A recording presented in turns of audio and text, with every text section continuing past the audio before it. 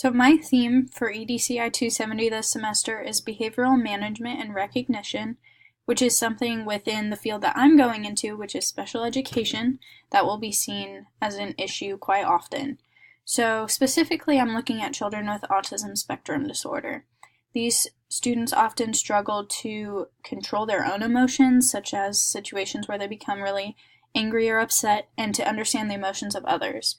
So this will affect, of course, the students themselves, specifically those with ASD, the parents of the students to interact with their child,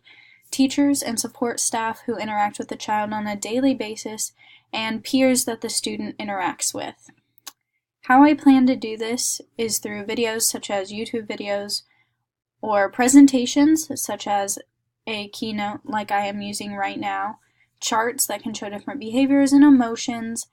and apps that can help students to either learn how to express emotions or express emotions better, flashcards, either physical flashcards or Quizlet,